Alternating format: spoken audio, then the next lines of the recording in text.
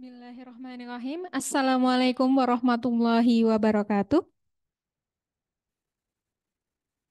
Kami ucapkan selamat datang kepada para peserta New Halal Class tahun 2023-2024. Sebelumnya mari kita panjatkan puji syukur kepada Allah Subhanahu wa taala atas nikmat yang diberikan kepada kita semua sehingga pada kesempatan kali ini kita dapat berkumpul dalam rangka thalabul ilmi atau mencari ilmu. Salawat dan salam senantiasa tercurahkan kepada Nabi Muhammad Sallallahu Alaihi Wasallam, kepada keluarga, sahabat, dan para pengikutnya. Perkenalkan, nama saya Fatin Dwi Kurniawati sebagai pemandu acara kegiatan New Halal Class untuk membacakan susunan acara pada kegiatan siang hari ini. Acara yang pertama yaitu ada pembukaan, selanjutnya ada acara inti yaitu pemaparan materi, kemudian ada sesi tanya jawab dan penutup.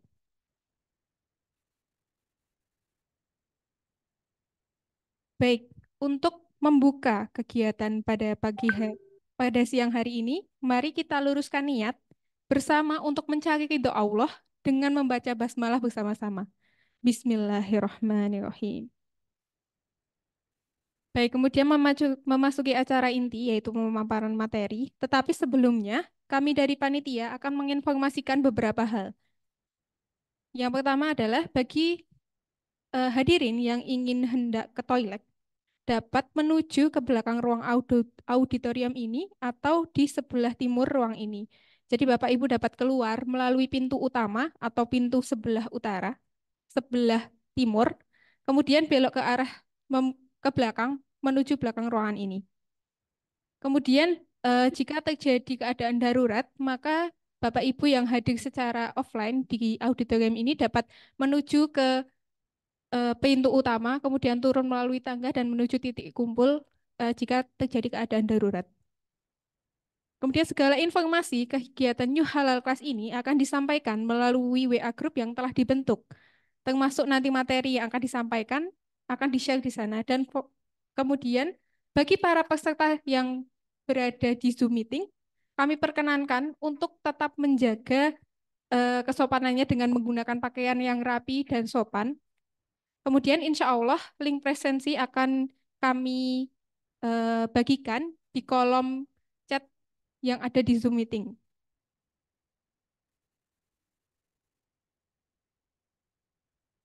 Baiklah, sebelum memasuki acara inti ini, baiknya kami perkenalkan terlebih dahulu pengisi materi pada siang hari ini, yaitu Bapak Insinyur Haji Nanung Danardono, SPTMP, PhD, IPM ASEAN Engineering, yang merupakan salah satu dosen di Fakultas Peternakan dan sebagai Wakil Ketua Halal Center Universitas Gadjah Mada. Kali ini beliau akan memberikan materi dengan tema kontroversi vaksin pakai babi antara hoaks dan fakta ilmiah. Baik, untuk selanjutnya materi akan disampaikan oleh Gunda kita Bapak Nanung Danardono. Waktu dan tempat disilahkan. Monggo Bapak. Jazakillah Pak Fatih. Assalamualaikum warahmatullahi wabarakatuh. Alhamdulillahi rabbil alamin. Waladhi arsala rasulahu bil huda wa dinil haqq. Yadiruhu ala dini kullih wa kafa billahi syahida. Asyhadu an la ilaha illallah wa asyhadu anna Muhammadar Rasulullah. Allahumma shalli wa sallim wa barik ala sayyidina Muhammadin wa ala alihi wa sahbihi ajmain. Qala Allah Ta'ala fi kitabil karim. A'udzu billahi minasyaitonir rajim. Bismillahirrahmanirrahim. Ya ayyuhalladzina amanu kulu min thayyibati ma razaqnakum washkuru lillahi in kuntum iyyahu ta'budun. Wa qala Allah Ta'ala fi kitabil karim. A'udzu billahi minasyaitonir rajim. Bismillahirrahmanirrahim. Yarfa'illahu ladzina amanu minkum walladzina utul ilma darajat. Ibu, Bapak, Masyaallah muslimin, jamaah, mahasiswa kelas yang kami hormati dan yang dimuliakan Allah Subhanahu wa taala. Bapak Ibu yang disayangi Allah, yang dirahmati Allah, marilah kita sangat bersyukur pada Allah Subhanahu wa taala karena di hari ini Allah memperkenankan kita sehat walafiat.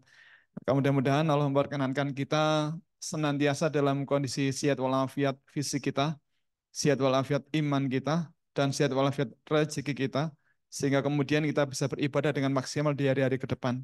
Juga hari-hari ini di Jogja, apalagi secara khusus di Jogja, baru asyik dengan hujan, diprediksi sampai tanggal 22 akan sering hujan dan angin, maka apapun anugerah Allah itu semoga kita senantiasa diperkenankan sehat walafiat.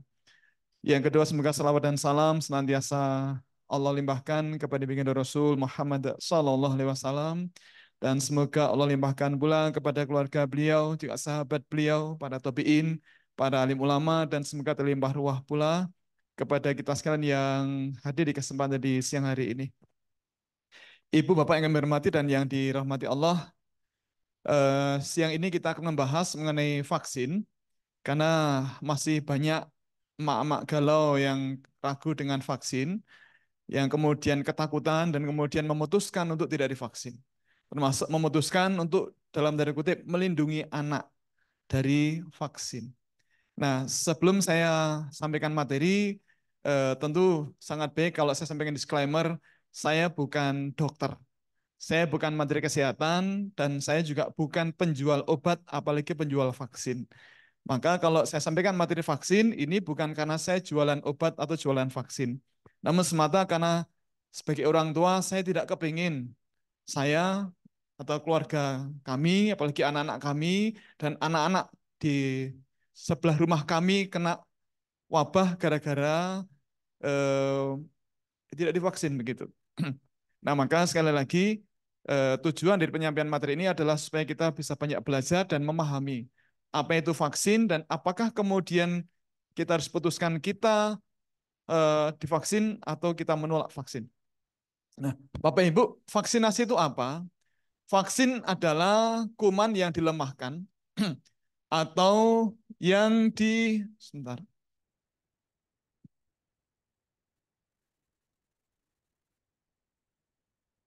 kok tidak detek ya.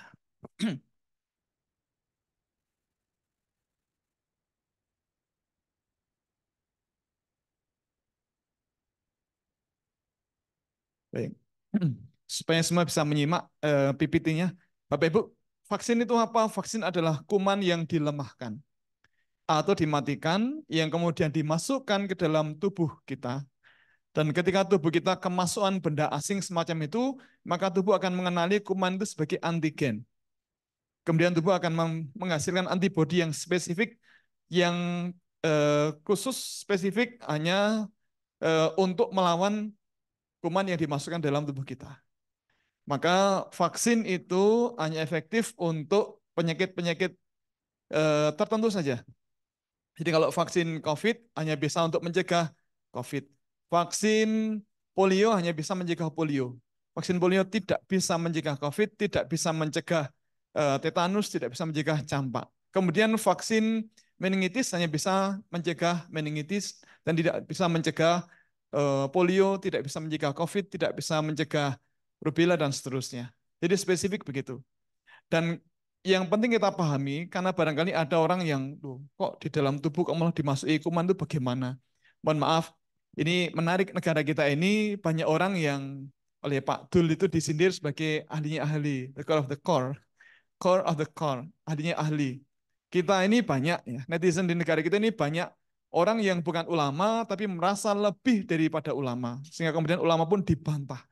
Makanya kemarin ketika COVID, ulama memerintahkan kita untuk sholat di rumah, ulama meminta kita sholatnya berjarak, itu pun dibantah. Padahal kita bukan ulama. Kemudian terkait dengan kesehatan, dokter menyarankan kita menggunakan masker, kita melakukan ini itu pun dibantah. Padahal kita bukan dokter. Ini menarik. Jadi kita merasa lebih pintar daripada dokter. Nah maka Bapak Ibu, kalau kemudian para ahli kesehatan memasukkan kuman ke dalam tubuh kita, itu pun tentu bukannya tanpa alasan. Ya. Sudah ada penelitian yang sangat banyak. Dan yang meneliti itu bukan anak kecil, tetapi orang dewasa dan orang-orang yang ahli. Dan yang dimasukkan dalam tubuh kita adalah kuman yang dilemahkan atau yang dimatikan. Bukan kuman yang sehat walafiat. Nah kalau kuman yang sehat walafiat itu pembunuhan namanya. Nah Bapak Ibu mohon maaf, kalau kita misalnya ya kita berkelahi melawan Mike Tyson misalnya, kira-kira menang siapa? Ya jelas menang Mike Tyson. Jadi kalau Mike Tyson dilemahkan, misalnya tangan dan kakinya diikat, terus berkelahi lawan kita, kira-kira menang siapa? Kira-kira menang siapa? Iya masih menang Mike Tyson. Kita mukul kepalanya malah tangan kita sakit. Beliau tidak bergeming. Tetapi kalau beliau itu diputul tangan, kaki, dan kepalanya, berkelahi lawan kita mesti menang kita. Nah, yang dimasukkan dalam tubuh kita adalah kuman yang dilemahkan atau dimatikan. Bukan kuman yang sehat walafiat. Maka kemudian ketika dimasukkan kuman begitu, tubuh akan menghasilkan titer antibodi yang spesifik dan antibodi itu nanti akan naik, naik, naik, naik, naik sampai ke level kita bisa mencegah, bisa melindungi diri. Ya. Nah, kemudian Bapak Ibu, em, banyak orang yang mengatakan bahwa sebaiknya jangan divaksin karena vaksin menggunakan babi. Karena vaksin menggunakan babi. Karena Allah kan melarang kita berobat. Allah itu kan menciptakan penyakit dan obatnya dan menjadikan untuk tiap-tiap bagi kita bahwa tiap-tiap penyakit ada obatnya. Maka berobatlah dan janganlah berobat yang langsung diharamkan. Nah, dengan dugaan vaksin itu menggunakan bahan haram, maka kemudian banyak ajakan untuk menolak vaksinasi. Nah, maka mari kita belajar. Apakah betul vaksin isinya babi? Apakah betul vaksin dibuat dari nanah? Apakah betul vaksin itu harus dihindari dan seterusnya? Apakah betul vaksin itu konspirasi Yahudi begitu? Apalagi dibuat oleh orang-orang non-Muslim yang kemudian dipakai untuk melemahkan umat Islam? Apakah betul begitu? Nah, Bapak Ibu, mari kita belajar. Dengan belajar kita menambah literasi, dengan semakin banyak literasi kita menjadi lebih bijaksana. Dan ketika kita harus membuat keputusan untuk keluarga kita, maka keputusannya insya Allah akan lebih tepat. Beda cerita kalau kemudian kita mainnya kurang jauh, sehingga kemudian kita tidak mengenal banyak halnya. Maka dengan belajar sekali lagi kita menjadi lebih banyak memahami mana yang benar dan mana yang tidak benar. Nah terkait dengan vaksin Bapak Ibu, apakah vaksin itu ditemukan oleh orang-orang yang membenci Islam? Ternyata tidak. Vaksinasi ternyata bermula dari sejarah di Kekaisaran Utsmani. Kalau orang-orang Barat menulisnya sebagai Ottoman, ya. Ottoman Turkish Empire atau Kekaisaran Turki Utsmani. Ottoman itu Utsmani. Nah, di tahun 1700-an di Turki dikenal ada apa namanya? Ada cara pencegahan penyakit dengan inokulasi. Caranya bagaimana? Caranya tubuh ini dibuat scratch. Scratch itu apa ya, Bu ya? Dibuat goresan gitu ya, dengan goresan kemudian tubuh yang tergores itu kemudian dilelet. Dilelet itu bahasa Indonesia apa? Diolesi dengan nanah ya. Nanah apa? Nanah dari smallpox atau cacar sapi. Nah, tujuannya apa? Tujuannya untuk memasukkan kuman cacar sapi ke dalam tubuh kita. Agar apa? Agar kelak ketika ada penyakit cacar manusia yaitu smallpox, maka kemudian tubuh menjadi lebih kebal. Ternyata betul, orang-orang Turki waktu itu kebal. Nah, itu menarik perhatian istri dari duta besar Inggris yang namanya Lady Mary Wortley Montagu. Ya, sebentar ini kok nggak respon ya.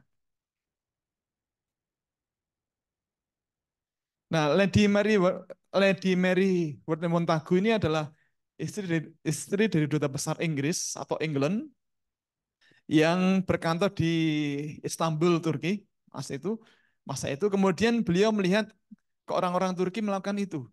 Dan ternyata ketika ada wabah smallpox, ternyata orang-orang Turki bisa bertahan dan mereka kuat-kuat begitu. Nah, kemudian ketika kembali ke Inggris, Lady Mary Montagu ini memperkenalkan teknologi inokulasi ini ke orang-orang Inggris. Nah, kemudian menarik perhatian Ratu Inggris, kemudian dicoba begitu ya, ditawarkan bagaimana kalau di ini para narapidana yang divonis hukuman mati di London Newgate Prison ya.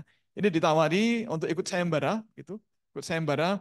Kalau mau ikut sayembara dengan cara eh, percobaan gitu, inokulasi para narapidana yang divonis hukuman mati ini ikut itu. Nah, kalau kemudian jadi di scratch tubuhnya, digores, kemudian diberi nanah begitu, kemudian diletakkan atau ditempatkan satu kamar dengan orang yang penderita cacar gitu. Nah, kalau dia bisa bertahan kemudian tetap hidup, maka dia dibebaskan dari hukuman mati. Tapi kalau tidak ikut sayembara ini ya sudah nanti hukuman mati sesuai jadwal gitu. Nah, ternyata banyak yang ikut karena tahu kemungkinannya nanti dibebaskan. Nah, ternyata Bapak Ibu, orang-orang yang ikut sayembara ini kemudian mereka bisa bertahan hidup.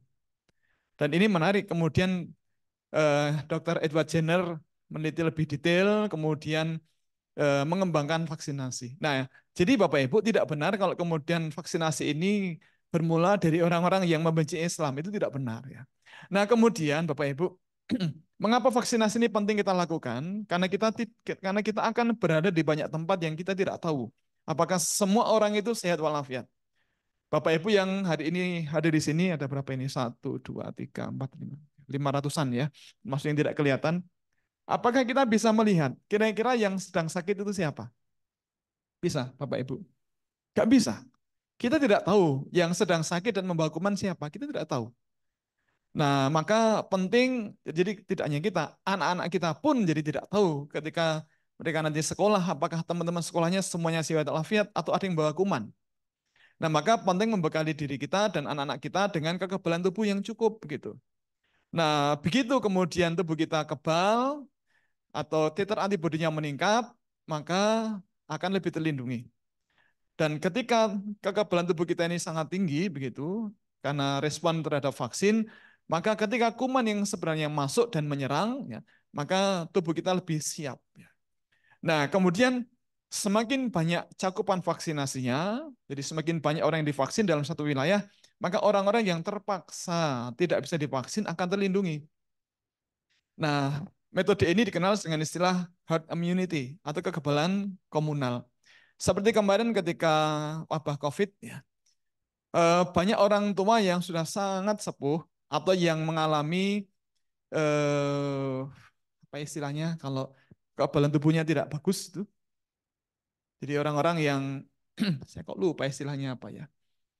Jadi para sesepuh yang tubuhnya sudah tidak sekebal dulu lagi, yang rentan berpenyakit, termasuk bayi-bayi yang belum bisa divaksin, maka mereka akan terlindungi oleh orang-orang dewasa yang telah divaksin. Jadi kalau cakupan vaksinasinya misalnya 90%, maka dari 100 orang yang divaksin 90 orang, yang 10 orang ini akan terlindungi. Maka ketika ada kuman yang menyerang pada orang-orang yang divaksin, maka kumannya akan mental. Sebelahnya mental, mental, mental, mental, mental, dan seterusnya. Maka ketika orang-orang yang tidak bisa divaksin itu berada di tengah-tengah, mereka akan terlindungi oleh orang-orang yang telah divaksin. Beda cerita kalau yang divaksin itu sangat rendah, jadi cakupan vaksinasinya sangat rendah, maka ketika kuman menyerang, orang kemudian kena. Nyerang sebelahnya, kena lagi, nyerang lagi, kena lagi. Maka semakin banyak orang yang kena, semakin cepat wabah menyebar dan memberi kesempatan kuman untuk bermutasi. Bapak Ibu, zaman awal vaksin COVID, awal COVID sudah ditebak pasti nanti virus corona itu akan bermutasi menjadi virus macam-macam. Betul, ya betul. Karena kita belajar dengan ilmu-ilmu yang ilmiah begitu, dan kita mengetahui bahwa virus itu bisa bermutasi. Dan ternyata betul dugaannya sekarang bermutasi menjadi virus corona yang Omikron ya, varian Omikron itu yang sangat menular dan Delta yang sangat mematikan. Nah, kalau wabah tidak segera dihentikan, maka memberi kesempatan virus corona akan bermutasi menjadi virus yang sangat menular dan sangat mematikan. Naudzubillah min dzalik. Maka sebelum virus yang paling ganas ini muncul, maka wabah harus segera dihentikan dengan vaksinasi. Nah, kemudian Bapak Ibu, pernah ada seorang ibu yang berkomentar di media mengatakan tidak ada sejarah bahwa wabah itu bisa dihentikan dengan vaksinasi. Nah, Bapak Ibu, inilah pentingnya kita membaca. Kita mencari informasi, kita belajar, kita membuka-buka arsip informasi sehingga kemudian jadi tahu. Dan ternyata kalau kita sejenak mau duduk membuka literatur, ternyata kita mengetahui bahwa ternyata ada wabah yang berhasil dihentikan dengan vaksinasi. Contohnya apa? Ada yang besok wabah apa? Bapak Ibu, ada yang besok wabah apa yang bisa dihentikan dan sekarang tidak ada lagi penyakit itu? Ada? Besok? Lepra masih ada. Bapak Ibu, ada penyakit yang namanya smallpox. Smallpox ini pernah menyebar ke berbagai belahan dunia. Abad ke-6 itu masuk ke Jepang. Ini efek dari perdagangan antara Jepang dengan Cina dan Korea. Abad ke-7 masuk ke Afrika Utara, Spanyol, Portugal, dan seterusnya. Abad ke-11 meluas ke Eropa. Kemudian abad ke-15 masuk ke Afrika Barat. Kemudian, ini saya sambil membaca tulisan di atas. Abad ke-17 masuk ke Amerika Utara, dan seterusnya. Ya. Nah, kemudian tahun 1959 WHO memulai program vaksinasi, tetapi kurang serius. Anggarannya tidak terlalu banyak. Maka tidak begitu berhasil. Tapi kemudian WHO menetapkan ini untuk menjadi program eradikasi massal. Gitu. Nah, kemudian setelah vaksinasi massal di berbagai belahan dunia, maka WHO kemudian di tanggal 8 Mei tahun 80 secara resmi mengumumkan bahwa dunia bebas wabah cacar atau dunia bebas cacar. Sehingga kemudian penyakit cacar tidak lagi ditemukan di dunia ini. Nah, ini saya dapat foto dari New Zealand Herald, ya, dari koran di New Zealand. Ini foto yang sangat fundamental, ya, sangat fenomenal. Foto dari dua anak yang terpapar eh, cacar atau smallpox. Bapak Ibu, ini yang kanan atau yang kiri ya? Yang kanan ya. Yang kanan ini jelas dia kena efek dari cacar. Anak ini belum divaksin cacar atau smallpox. Nah, yang di sebelah kiri, ini anak ini sudah divaksin sebelum kena. Nah, Bapak Ibu, mohon diperhatikan, itu anak yang kiri, itu kira-kira kena cacarnya apa tidak? Ada efeknya apa tidak? Ini menjawab salah boleh loh ya.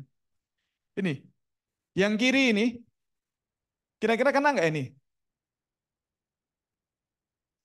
Ini sudah divaksin. Ini kira-kira kena nggak?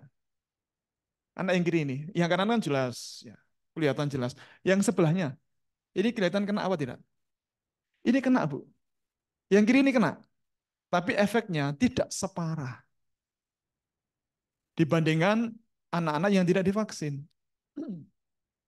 Kenapa demikian? Secara ilmiah bisa dijelaskan bahwa ketika kekebalan tubuhnya rendah, maka kemudian ketika virus atau kuman itu masuk, ngamuk di dalam tubuh, efeknya luar biasa.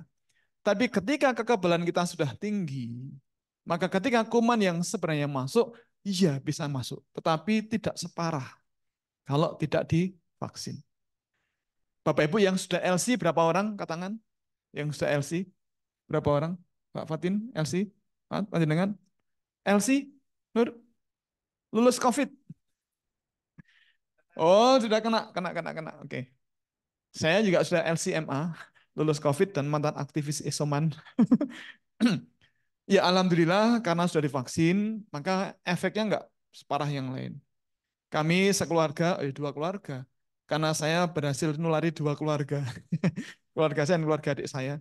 Karena ibu saya tak ungsikan ke tempat adik biar tidak ketularan saya gitu. Tapi ternyata beliau sudah membawa kuman dari saya. Akhirnya beliau nularkan ke keluarga adik saya. Jadi saya sukses nulari dua keluarga. Tetapi karena kami sudah divaksin, maka iya kena, tapi efeknya tidak begitu parah. Beda cerita tetangga-tetangga yang tidak divaksin, ya qadarullah ada yang akhirnya meninggal, ada yang harus intubasi, masuk selang dan seterusnya ya. Ya. Alhamdulillah kami tidak harus opnam, ya di rumah saja dan setiap hari 3 kali sehari dapat kiriman makanan enak-enakan dari tetangga.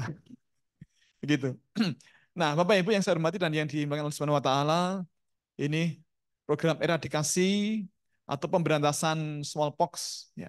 Dan sekali lagi tahun 80 WHO mendeklar bahwa dunia sudah bebas penyakit cacar. Nah, kemarin kalau vaksinasi COVID itu sukses, cakupan vaksinnya sangat tinggi di berbagai negara, maka insya Allah COVID bisa selesai. Tetapi seperti yang sudah ditebak, para pembantah itu kan banyak sekali. Orang-orang yang ngeyelan, ignoran itu kan banyak. Akhirnya ya nggak selesai-selesai. Kemudian Bapak Ibu yang saya hormati, ini contoh lain tentang eradikasi polio. Perso penyakit polio, Bapak Ibu. Penyakit polio cirinya apa? Bahasa Jawanya apa? Ada yang kenal lumpuh layu. Lumpuh layu. Jadi kaki, tangan, badan mengecil, tidak bisa beraktivitas dengan baik. Ya. Ya. Dan itu sangat menular dan sangat mematikan. Ini Begitu di Jawa Timur ada kasus langsung ditetapkan KLB. Kenapa? Karena gara-gara satu bisa nyebar dengan sangat cepat. Ya. Maka sekarang diadakan program imunisasi nasional ya. Nah, Bapak Ibu, ini pernah tahun 88 ini dunia ini nampak merah karena ini mencatat wilayah dunia yang kena polio. Ya. Tahun 88 sebanyak itu. Kemudian ketika vaksinasi massal, maka kemudian polio bisa dicegah, dikurangi, dikurangi, dikurangi. Tinggal beberapa negara saja. Ini negara mana ini yang merah ini? Ada yang bisa? Negara mana ini? Kalau yang ini kecil ini kan Nigeria. Yang ini daerah IPB, India, Pakistan, Bangladesh. Kan di sana kan para pembantahnya kan banyak ya. Ya. Jadi yang orang-orang anti vaksin itu kan banyak di sana, ngoyal, akhirnya ya nggak selesai-selesai. Ya. Nah, maka Bapak Ibu, maaf, ini termasuk sad story, kisah yang tidak menyenangkan dari Malaysia. Malaysia sempat bebas polio, tapi kemudian muncul lagi. Ya. Ini dari media Indonesia. Ya. Jadi polio kembali muncul di Malaysia setelah hampir 3 dekade tanpa kasus. Muncul lagi. Indonesia juga sama, muncul lagi. Ya. Nah, karena keberhasilan gerakan anti vaksin, yang kemudian orang-orang pada ketakutan karena terprovokasi dengan berita-berita yang tidak benar. Nah, Bapak Ibu, apakah vaksinasi itu segala-galanya? Apakah vaksinasi itu segala-galanya? Bagaimana? Ini monggo bebas. Menjawab salah boleh. Seperti biasa. Namanya kuliah itu kan jawab salah boleh. Apakah vaksinasi segala-galanya? Tidak. Enggak. Vaksinasi ini buatan manusia. Maka pasti ada kelemahannya. Pasti banyak kelemahannya. Tetapi vaksinasi ini diyakini sebagai ikhtiar yang paling baik sekarang ini. Ikhtiar itu usaha, usaha manusia, bukan takdir. Ikhtiar itu adalah usaha manusia. Nah, saat ini secara ilmiah vaksinasi disebut sebagai ikhtiar yang paling baik untuk mencegah berbagai macam penyakit. Nah, kenapa dikatakan ikhtiar paling baik? Karena belum ada studi yang menunjukkan ada cara yang lain yang lebih efektif. Apakah tidak bisa menggunakan madu dan batu sauda? Bapak Ibu, madu dan batu sauda memang bagus untuk meningkatkan kekebalan tubuh kita, tapi tidak spesifik. Ya. Apakah tidak bisa dengan tidur siang misalnya? Nggak bisa. Nah, maka yang betul-betul bisa secara ilmiah terbukti meningkatkan kekebalan tubuh hanyalah vaksinasi. Nah, apakah segala-galanya? Tidak. Tetapi Bapak Ibu, vaksinasi itu seperti payung. Seperti payung. Ini kan kita musim hujan ya. Bapak Ibu, kalau kita hujan rintik-rintik, kita pakai payung, kira-kira kita kehujanan apa tidak? Kalau hujan rintik-rintik, gerimis, kita pakai payung, payung golf seperti ini misalnya, kita kehujanan apa tidak? Tidak. Ya.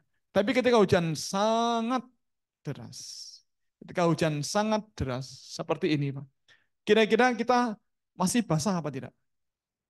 Masih. Ya, jadi kalau ketika hujan sangat deras, kita masih basah juga. Tapi basahnya tidak sebasah kalau kita nggak pakai payung. Jadi vaksin itu seperti itu. Jadi ketika apa namanya wabah belum meluas, kita masih bisa terlindungi. Tapi ketika wabah sudah luar biasa, kita masih bisa kena penyakitnya. Tapi efek di tubuh kita tidak separah kalau tubuh sama sekali tidak divaksin. Karena ketika tubuh sama sekali tidak divaksin, maka kekebalan tubuh kita masih rendah. Gitu. Gitu. Nah, maka Bapak Ibu, sangat penting kita pahami bahwa vaksinasi ini adalah ikhtiar, bukan bukan tawakal. Tawakal itu baris kedua setelah ikhtiar. Nah, setelah kita berusaha, kita berikhtiar, baru kemudian kita serahkan pada Allah Subhanahu wa taala. Ya. Kemudian Bapak Ibu yang saya hormati dan yang dimuliakan Allah Subhanahu wa taala, barangkali yang paling penting bagi kita adalah menjawab tuduhan atau pertanyaan bahwa semua vaksin itu haram karena pakai babi. Nah, jadi kan ada tuduhan bahwa semua vaksin itu haram karena pakai babi. Nah, mari kita belajar bersama-sama. Apakah betul vaksin itu pakai babi? Bapak Ibu, ada hadis yang sangat penting ya, untuk mengawali kita belajar. Rasul bersabda bahwa sesungguhnya Allah meridhoi kalian dengan 3 perkara dan membenci kalian pada 3 perkara pula. Allah meridhoi kalian ketika kalian hanya menyembah Allah semata dan tidak mempersekutukannya serta berpegang teguh pada tali agama Allah seluruhnya dan janganlah kalian berpecah belah. Dan Allah membenci kalian pada 3 perkara Yaitu bila kalian suka qila wa qala. Qila wa qala itu berkata-kata tanpa dasar, waton ngeyel. Waton ngeyel, wong tidak punya ilmunya ning ngeyel, dikandani ngeyel. Itu qila wa qala, berkata-kata tanpa dasar. Kemudian banyak bertanya yang tidak ada manfaatnya. Jadi nggak perlu ditanyakan, tapi ditanyakan. Seperti nanti hujan selesai jam berapa ya hujannya? Ya nggak tahu loh. Ya, tanya sama Gusti Allah. Ya kita nggak tahu. Ya. Nah, terus, dosen orang ngerti. Belum. Ya Allah yang tahu, bukan dosen atau siapa. Kemudian yang ketiga, menyanyiakan harta. Maka karena kita tidak boleh qila wa qala, berkata-kata tanpa dasar, maka mari kita belajar. Nah, Bapak Ibu, mohon dengan hormat, setelah kita nanti belajar, kemudian kita memahami, ya kita laksanakan apa yang kita pahami itu. Ya, jangan sampai kemudian kita ngoyal. Ya, jangan sampai meyakini hoax sekuat memegang keyakinan iman. Ya, karena Allah itu berfirman, jadi kita kan dimerintahkan ketika ada berita heboh. Ya, ketika ada berita heboh, kita diperintahkan untuk bertabayun. Dan tabayun atau ngecek kebenaran sebuah berita itu bukan perintah dari narsum halal kelas, tidak. Tetapi itu perintah dari Allah Subhanahu wa taala. Di Quran surat Al-Hujurat ayat 6 Allah berfirman, A'udzubillahi minasyaitonirrajim, bismillahirrahmanirrahim. Ya ayyuhalladzina amanu, in ja'akum fasiqum binaba'in fatabayyanu an tusibu qauman bijahalatin fatusbihu fa'altum nadimin. Wahai orang-orang beriman, apabila datang orang fasik membawa sebuah berita, maka fatabayanu, dicek dulu kebenarannya. Jangan sampai kata Allah kalian menimpakan musibah pada satu kaum gara-gara ketidakhati-hatian itu menyebabkan kalian menyesal atas perbuatan itu. Sama juga ketika ada orang mengatakan, vaksin itu pakai nanah, ya jangan langsung dipercaya. Dicek dulu kebenarannya, itu benar apa tidak. Jangan langsung di-share kemana-mana, padahal kita tidak tahu kebenaran sebuah berita. Kemudian orang mengatakan, jangan mau divaksin, vaksin itu pakai babi. Terus kita nanya, kalau pakai babi bagian apanya yang ditambahkan? Lu nggak tahu saya, lu kok nggak tahu?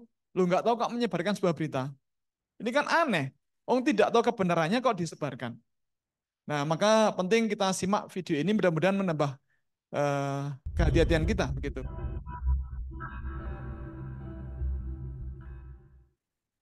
Hati-hati dengan informasi. Informasi bisa membuat hidup kita mudah, bisa juga membuat kita celaka.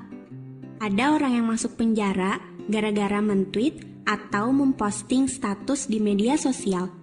Tak jarang, permusuhan antar kelompok gara-gara informasi yang mengadu domba. Berita, fakta, prasangka, gosip, fitnah bercampur aduk. Kalau tak pandai memilah, bisa bahaya. Karena itu, tak heran Rasul bersabda, Salamatul insan fi hifdzi lisan. Keselamatan seseorang tergantung pada menjaga lisan. Lisan di sini bukan hanya kata-kata yang keluar dari mulut kita, tapi juga tweet dan status yang kita posting, informasi yang kita share, berita SMS, dan BBM yang kita broadcast. Bagaimana seharusnya kita mengolah informasi? Tabayun. Allah mengajarkan kita untuk selalu konfirmasi. Jika datang kepadamu orang fasik dengan informasi, maka tabayunlah, atau konfirmasi, cek dan recheck. Quran Surat Al-Hujurat ayat 6. Kadang, kita menerima broadcast message tanpa pikir panjang, kita membroadcastnya lagi pada seluruh kontak kita, tanpa mengecek kebenarannya. Itulah sifat dasar kita, malas mengecek informasi. Karena itu, suatu informasi bisa menyebar begitu cepat tak terbendung. Konon, ketika kabar baik baru menyebar beberapa kilometer, kabar buruk sudah melesat mengelilingi bola dunia. Ketika sebuah informasi sudah menyebar, akan sulit membendungnya. Zon. Kadang isi informasi yang kita terima mengandung prasangka. Jika kabar itu benar, maka itu gibah. Jika kabar itu salah, maka itu fitnah. Tak ada pilihan, makanya jangan ikut-ikutan menyebarkannya. Sesungguhnya prasangka tak memberimu sedikit pun kebenaran. Quran Surat An-Najm ayat 28. Zon, prasangka. Dalam bahasa Inggris, prejudice, yang berasal dari kata pre yang artinya sebelum, judge adalah menghukum. Jadi, prasangka adalah menghukum orang sebelum kita tahu informasi yang lengkap. bicara yang baik atau diam. Takwa itu seperti orang yang berjalan di antara duri-duri. Jadi selalu hati-hati agar tak terkena duri. Demikianlah sikap orang yang bertakwa terhadap informasi. Tak asal percaya dan berpikir 1000 kali sebelum menyebarkan. Jika kita mudah menerima dan mengirim semua informasi yang kita lihat dan dengar, maka menurut Rasul, kita ini termasuk pendusta. Cukuplah dikatakan pendusta orang yang menceritakan semua yang dia dengar. Hadis riwayat Muslim. Sebelum men-share sebuah berita, tanyakan pada dirimu tentang beberapa hal berikut. 1. Apakah berita ini benar? Apakah saya sudah mengkonfirmasi kebenaran berita ini? 2. Apakah ini fakta atau prasangka? 3. Jika berita ini fakta dan benar, apakah memang perlu disebarkan? Oke, Bapak Ibu, ini sangat penting tadi pesannya bahwa jangan sampai kemudian kita dengan mudahnya nge-share sebuah info yang kita sendiri tidak tahu kebenarannya. Jangan sampai kemudian berita-berita yang tidak benar yang kita share kemana-mana itu sangat cepat menyebar, padahal ternyata itu adalah berita yang tidak benar. Maka mari kita bahas apakah info-info tentang vaksin yang beredar di masyarakat ini benar apa tidak. Bapak Ibu, kita akan bahas satu persatu aneka hoax vaksin di medsos ya. Ya. Pertama ini katanya vaksinasi itu jadi vaksin katanya mengandung bahan kimia berbahaya. Banyak ahli yang menganjurkan untuk tidak divaksin. Bapak Ibu, mohon maaf, adakah panjenengan yang hari ini sudah sengaja menelan bahan kimia sodium chloride? Ini sering kita tanyakan. Yang sudah hari ini sudah menelan sodium chloride ada katangan? Atau dalam waktu satu pekan ini? Yang sudah berapa orang? 1, 2, 3, sudah? Belum? Belum? Sodium chloride, masa nggak tahu? Sodium itu natrium, chloride Cl, NaCl, garam dapur. Lah yang jelas saja, Bapak Ibu, yang namanya garam dapur itu memang bahan makanan yang berbahaya. Demi Allah, wallahi, garam dapur adalah bahan makanan berbahaya kalau kita makan 5 kilogram sehari. Oh, loh iya demi Allah begitu. Sama juga dengan air minum. Bapak Ibu, air minum itu kalau sedikit bagus, tapi kalau sekota itu namanya tsunami. Jadi kalau sedikit gak ada masalah, tapi kalau terlalu banyak berbahaya. Nah, kalau kemudian vaksin dikatakan mengandung bahan kimia berbahaya, ini bahan kimianya apa? Apakah jumlahnya itu berlebihan? Nah, kalau memang berbahaya, kenapa vaksinasi dilakukan di lebih dari 193 negara? Apakah di 193 negara itu tidak ada dokter ahli yang bisa mencegah vaksinasi? Kalau vaksin itu memang berbahaya. Ya. Jangan-jangan kita saja yang mudah percaya dengan berita yang tidak benar. Jangan-jangan kita saja yang mudah tertipu dengan berita yang tidak benar. Nah, kalau kemudian dibahas, ditayangkan berbagai macam ahli, ternyata ahli itu bukan ahli vaksin. Ternyata mereka ada yang kolumnis koran, ada yang ahli statistik, ada yang sarjana hukum, ahli kanker, atau jurnalis yang bukan ahli vaksin dan mereka hidup di tahun 50 sampai tahun 60. Yang saat itu teknologi vaksinasi masih amat sangat sederhana begitu. Barangkali benar menggunakan alat-alat yang kuno, tapi sekarang nggak ada lagi begitu. Ya, termasuk Bapak Ibu yang namanya eh, tambang batu bara. Barangkali zaman dulu pakai linggis, linggis ya. Jadi orang menggali batu bara pakai linggis. Itu kapan? Dulu. Sekarang nggak ada lagi yang pakai linggis. Ya. Nah, barangkali teknologi vaksin yang dulu itu masih kuno, sekarang udah nggak ada lagi. Begitu. Kemudian kalau memang itu berbahaya, kalau itu berbahaya, kenapa kemudian jumlah orang yang divaksin COVID misalnya itu luar biasa. Bapak Ibu ini data tahun berapa ini? 7 Oktober 2022. Berapa jumlah orang yang divaksin COVID? Berapa itu? Atau berapa suntian COVID? Berapa suntian? 12,7 ini juta atau miliar? Miliar. 12,7 miliar dosis. Luar biasa. Terus apakah betul vaksinasi hanya di Indonesia? Enggak. Mari kita lihat Bapak Ibu. Mari kita lihat ya. Negara-negara lain yang juga menerapkan vaksinasi di mana saja. Mari kita lihat. Bapak Ibu, ini negara mana? Amerika. US, Amerika ada 613 M ini apa M? Juta, million. 613 juta dosis di Amerika. Kemudian, maaf, berarti di Amerika ada vaksinasi apa tidak? Ada. Kalau vaksinasi itu mematikan orang-orang yang divaksin, maka sepertinya negara Amerika sedang mematikan warga negaranya sendiri. Padahal tidak sama sekali. Kalau vaksin itu menyebabkan kematian, maka mustahil di Amerika ada 613 juta dosis vaksin yang diberikan. Ini Amerika. Kemudian berikutnya negara mana ini? UK. UK ada 152 juta dosis. UK, Inggris, Inggris Raya. Kemudian Israel. Bapak Ibu, orang mengatakan Israel tidak ada vaksinasi. Ini kurang piknik. Maaf, ini data resmi dari Bloomberg ya. Di bawah ini saya sertakan linknya. Silakan bisa dilacak pakai link itu. Kenapa saya sertakan? Agar orang bisa double check keterangan saya. Silakan. Dan ini data 7 Oktober 2022. Israel ada 18,2 million dosis. Ada 18,2 juta dosis yang diberikan. Bahkan suntian vaksin COVID sudah sampai 4 apa namanya? 4 kali. Istilahnya apa kok lupa saya. Jadi suntian diulang pengulangan itu. Saya tak sholat dulu ya, karena kalau sholat kan jadi ingat. Selesai sholat jadi lupa lagi. Kemudian Saudi Arabia apakah tidak ada vaksinasi? Ada.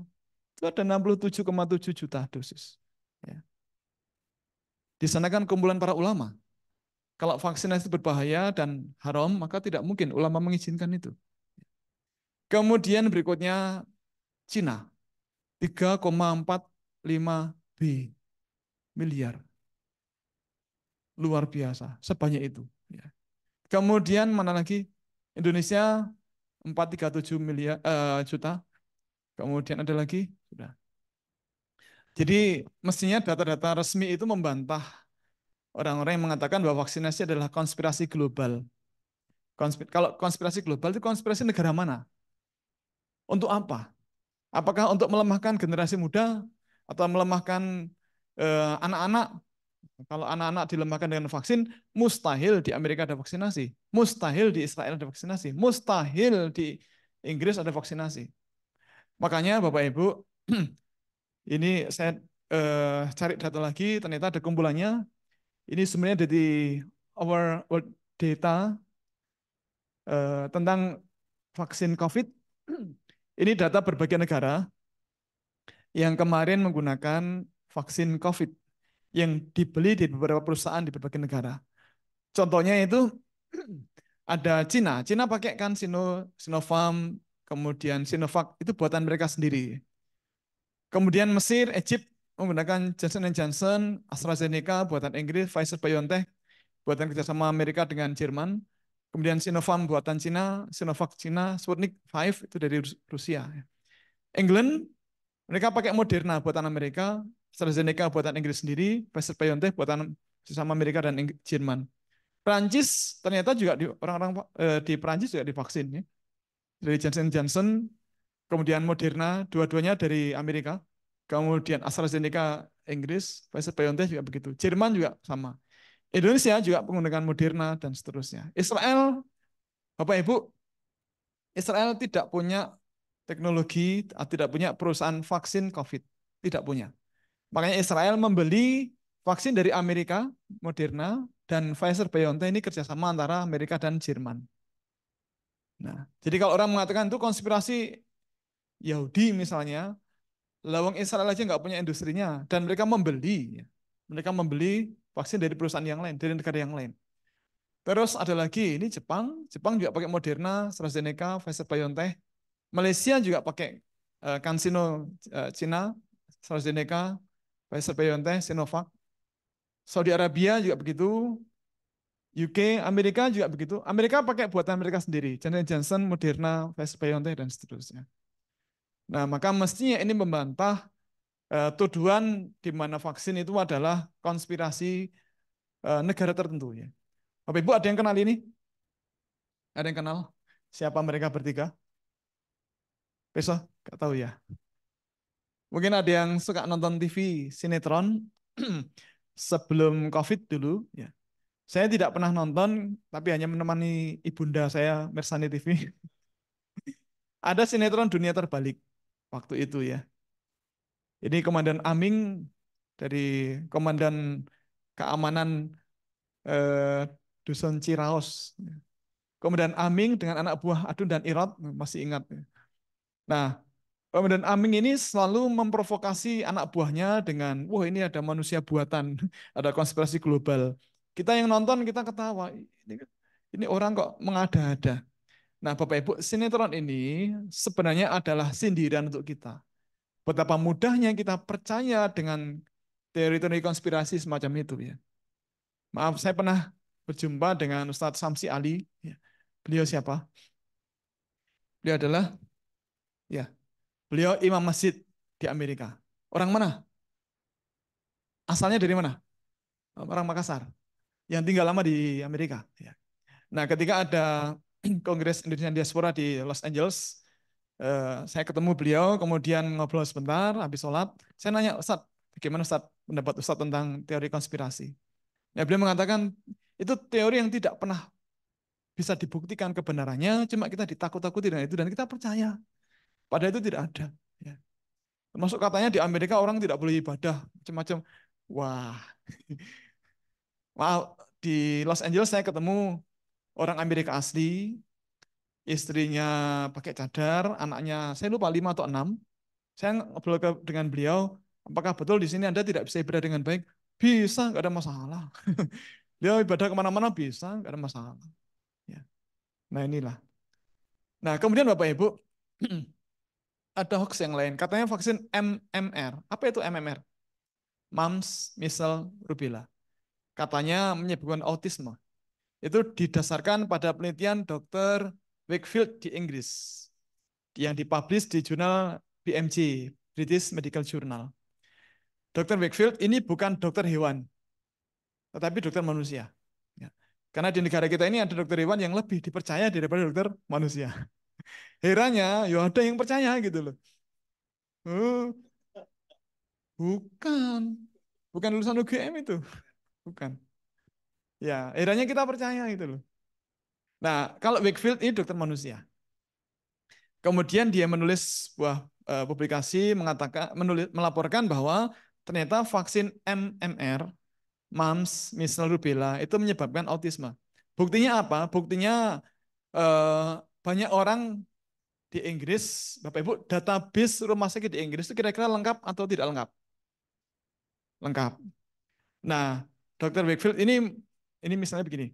Jadi dia mendata orang-orang yang autis, kemudian dicatat apakah anak ini pernah vaksinasi MMR. Oh, pernah. Gitu.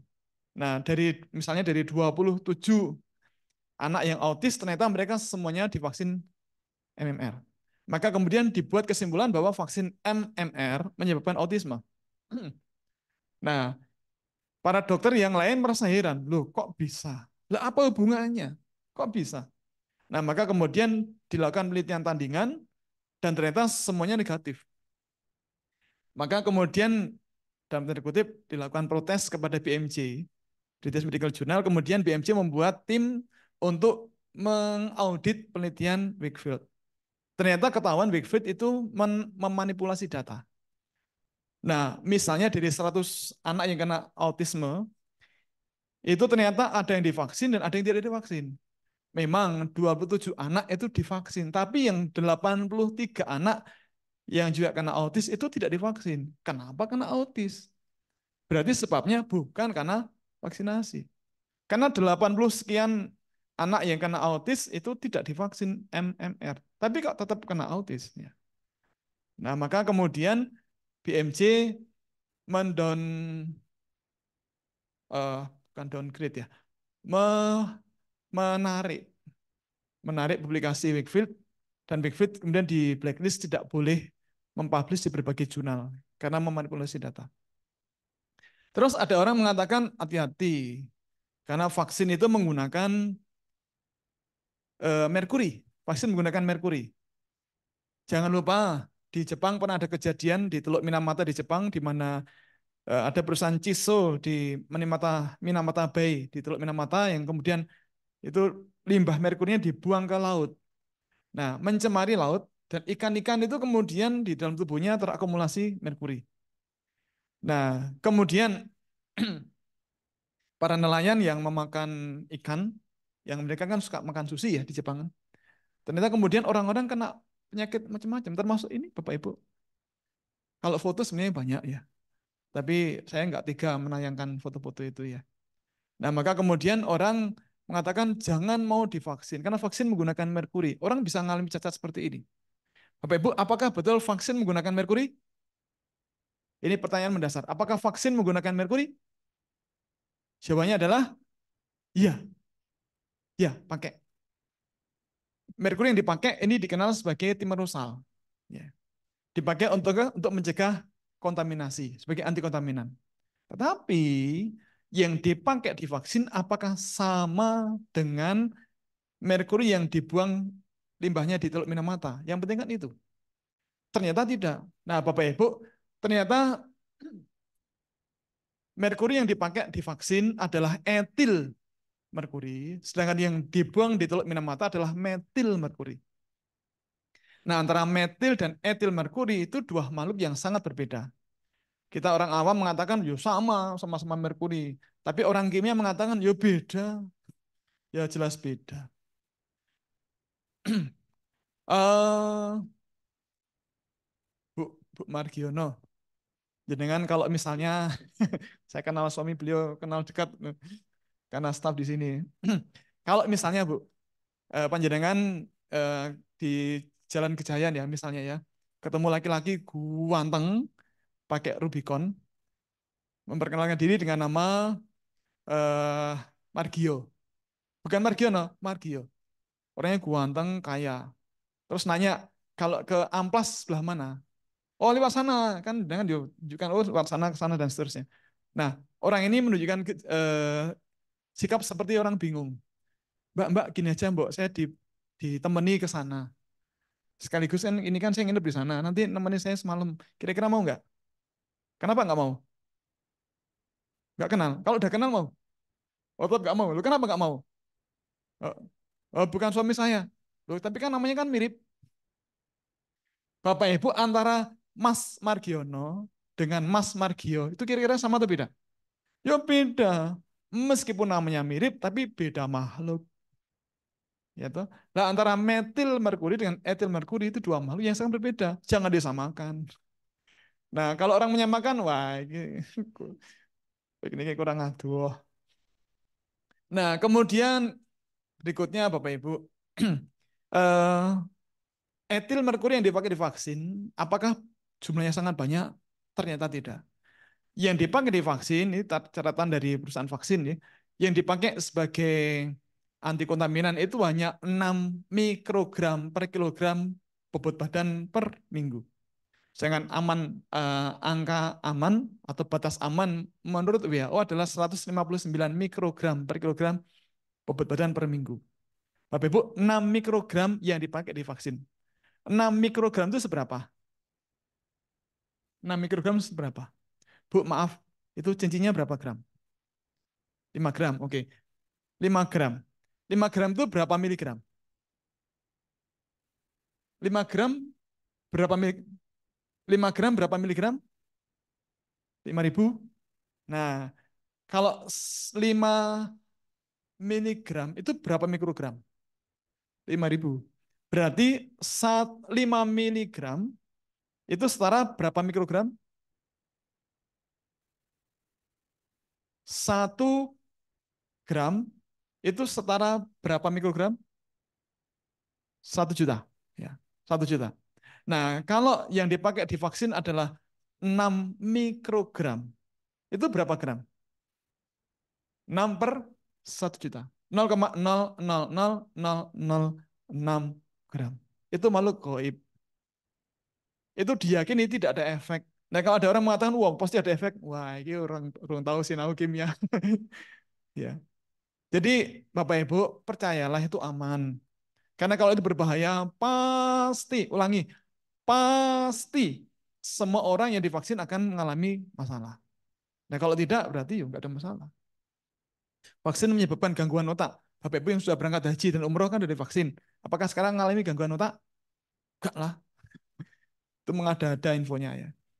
Nah, kemudian apakah betul vaksin dibuat menggunakan nanah? Ini kan populer ya.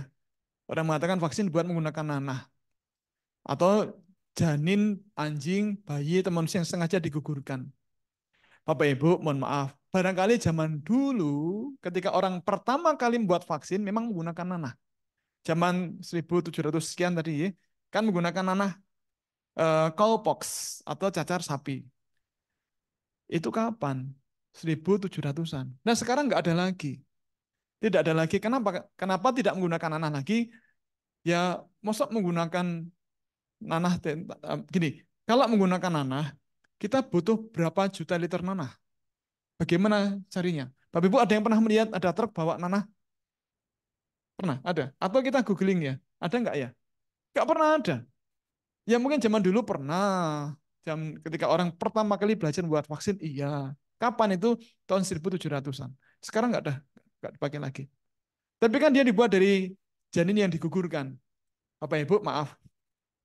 Kalau kita baca literatur, ternyata dalam sejarah pembuatan itu memang orang ketika membuat vaksin rubella misalnya, ternyata memang menggunakan aborted fetus. Apa itu fetus? Janin. Apakah janin sama dengan bayi? Beda. Bedanya apa? Janin masih ada di rahim. Kalau bayi sudah lahir. Nah, apa arti dari aborted fetus? Apakah janin yang digugurkan? Bukan. Nah, kalau kita kembali belajar bahasa Inggris, kita jadi tahu bahwa aborted itu artinya sudah gugur tapi past time. Kenapa ada janin gugur? Karena orang kena rubella. Bapak Ibu, kalau pasangan suami istri baru menikah, masih muda. Sang suami usianya 25 tahun, sang istri 20 tahun misalnya menikah. Maka seringkali dokter akan menyarankan sebaiknya ibu kalau mau berencana punya anak, cek dulu apakah eh, ada rubellanya. Karena kalau ada rubellanya, maka insya Allah kalau hamil nanti gugur. Hamil lagi, gugur lagi, hamil lagi, gugur lagi, hamil lagi, gugur lagi. Sudah banyak kejadian begitu. Tangga kami juga begitu. Ya. Maka kalau sudah lelah, kok gugur terus, ya, kalau gugur terus ya nanti baru dicek ya. Dan ternyata kalau kemudian memang ada rubellanya, maka dokter akan menyarankan segera bersihkan dulu dari rubella, kemudian baru rencanakan kehamilan. Insya Allah jadi. Kenapa? Karena rubella menyebabkan janin gugur, memang begitu. Nah, maka Bapak Ibu, kalau ada janin gugur karena rubella, maka diyakini di situ ada rubellanya. Ya. Maka tinggal diambil saja gitu dari janin itu. Ada orang nanya, loh kenapa enggak dari sumber yang lain? Kalau ada sumber yang lain dari mana? Tempat sampah. Bagian apanya dari sampah itu yang ada? Tapi kalau janin yang gugur, bukan digugurkan, yang sudah gugur karena rubella, berarti diyakini memang di tubuhnya ada rubellanya. Begitu. Jadi ternyata ini masalahnya adalah salah memahami bahasa Inggris ya. Kemudian yang nomor 5, katanya vaksin adalah senjata biologi untuk depopulasi orang Islam. Makanya tidak ada di Eropa, di Amerika, di Israel. Nah, Bapak Ibu, ini ada tuduhan begitu. Kira-kira benar apa salah?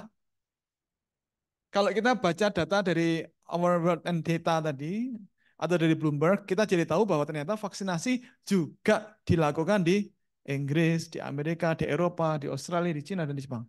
Bahkan Bu, maaf Bapak Ibu, maaf sedikit cerita boleh ya. Dulu ketika saya sekolah S3 di Inggris, teman-teman mengatakan, Mas Anung, jadi mau bawa keluarga ke sini. Insya Allah, saya kepingin gitu, kepingin. Anu Mas, jangan lupa catatan vaksinasi anak dibawa. Karena ketika nanti putra panjenengan disekolahkan di sini, nanti Kepala sekolah akan nanya riwayat vaksinasi anak ini. Karena kalau tidak bisa menunjukkan itu, maka tidak boleh sekolah di sekolah formal. Kenapa? Karena di Inggris vaksinasi itu wajib. Ulangi, di Inggris vaksinasi itu wajib. Nah, Bapak Ibu, kenapa kepala sekolah bertanya tentang riwayat vaksinasinya? Karena kalau kepala sekolah menerima calon siswa yang tidak divaksin, kemudian sakit, terus menularkan kepada siswa yang lain, maka kepala sekolah akan dituntut oleh wali murid yang lain. Jadi di Inggris vaksinasi itu bukannya tidak ada, tapi malah wajib. Nah, kalau ada orang mengatakan tidak ada di Inggris, jelas kurang piknik. Mohon maaf. Jadi kadang-kadang orang itu dapat informasi tidak ditabayuni dulu, langsung di-share kemana-mana. Dan ikut menyesatkan orang. Nah, ini kan nggak benar. Kemudian tidak hanya di Inggris, Amerika, Israel, Kanada, Belanda, tadi sudah kita dapat datanya. Nah, eh, mohon izin menyampaikan data ini. Ini data penjualan vaksin dari perusahaan Merck. MERCK Merck. Ini perusahaan vaksin. Mari kita lihat, ini jumlah vaksin untuk anak di bawah usia 6 tahun. Bapak Ibu, mari kita lihat. Untuk Jepang, ini ada 11 macam vaksin yang dipasarkan oleh Merck. Israel juga ada 11 macam, berarti di Israel ada vaksinasi. Ada 11 macam vaksin selain vaksin COVID. Ya. Terus Singapura 13 macam. Kemudian Prancis 17 macam. Kemudian Belanda 20 macam. Spanyol 20 macam. Inggris 21 macam. Paling kiri negara mana ini? Amerika. Ada berapa macam vaksin ditawarkan untuk anak di bawah usia 6 tahun? Ada 36 jenis vaksin. Jadi kalau ada orang mengatakan di Amerika tidak ada vaksinasi, jelas ini harus banyak membaca lagi begitu. Nah, kemudian Bapak Ibu, pemerintah Israel ternyata juga agak kewalahan dengan orang-orang anti vaksin. Makanya sampai kemudian pemerintah itu pemerintah Israel mengancam orang-orang anti vaksin dengan ini, make child subsidies for anti-vax. Jadi di sana kan anak-anak itu kan disubsidi, Bu, untuk pendidikannya, untuk kesehatan dan seterusnya.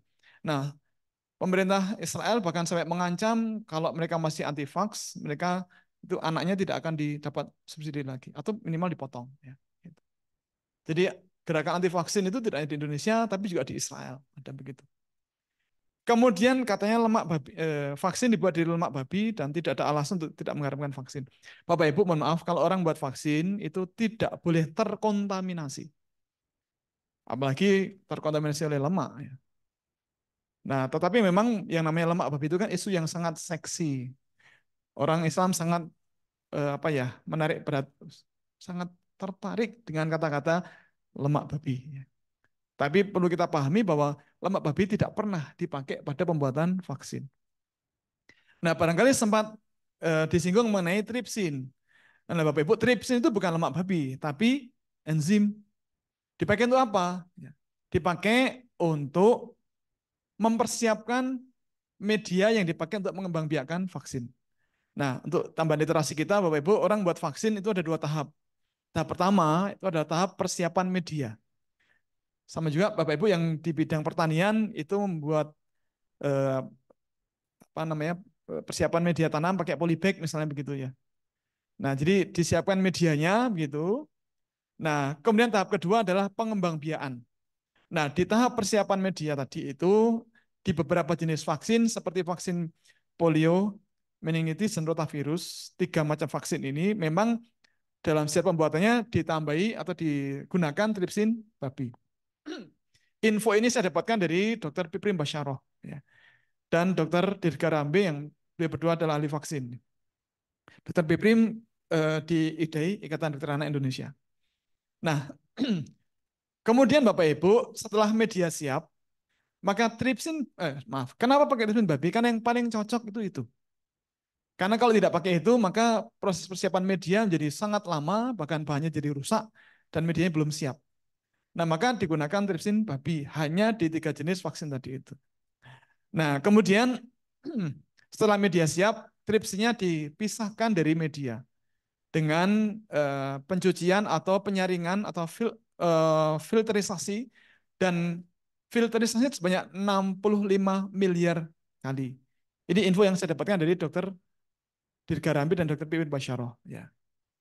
Nah, maka diyakini di end proses itu tidak ditemukan lagi.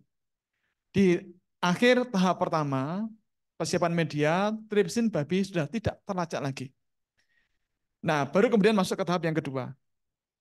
Nah, kenapa ini penting meyakinkan bahwa tidak ada tripsin lagi? Bapak Ibu, kalau di tahap kedua masih ada tripsin, maka proses pembuatan vaksin tidak akan selesai.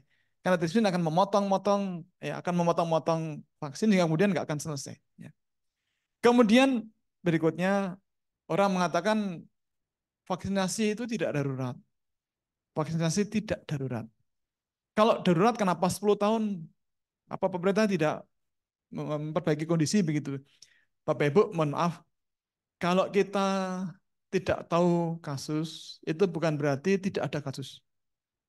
Ulangi, kalau kita tidak tahu bahwa ada kasus, itu bukan berarti tidak ada kasus. Nah, mari kita buka data. Ternyata 302 anak itu dibuat lumpuh permanen di Jawa Barat karena kasus polio. Ulangi, 302 anak itu lumpuh permanen akibat wabah polio di Jawa Barat. 328 anak meninggal gara-gara wabah difteri di Jawa Timur. Ya. Kalau polio itu lumpuhnya permanen, Bu. Maaf, bukan 1-2 hari. Permanen. Artinya, naudzubillah min dzalik, kalau anak kena, maka seumur hidup harus kena. Ya.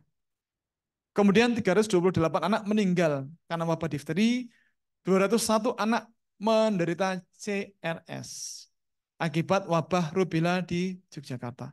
CRS itu apa? CRS singkatan dari congenital rubella syndrome. Itu sindrom orang mengalami gejala mulai dari mata gangguan penglihatan, kemudian jantung bocor, dan tuli. Itu gejala khas orang kena rubella. Kasus 201 anak kena CRS di Yogyakarta. Ini catatan dari Rumah Sakit Sarjito. Di Jawa Timur ternyata lebih dari 700 anak lahir dengan CRS.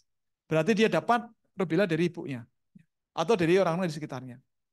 Kemudian 813 orang meninggal karena meningitis di Nigeria. 240.000 orang anak meninggal karena rotavirus di Indonesia. Data resmi bisa kita lacak di Google. Contohnya ini Bapak Ibu. Ini contoh data. Saya dapat dari vivanews.com, Gubernur Jawa Timur yang tahun 2011 ya, katakan bahwa korban penyakit difteri yang meninggal dunia mencapai 328 orang.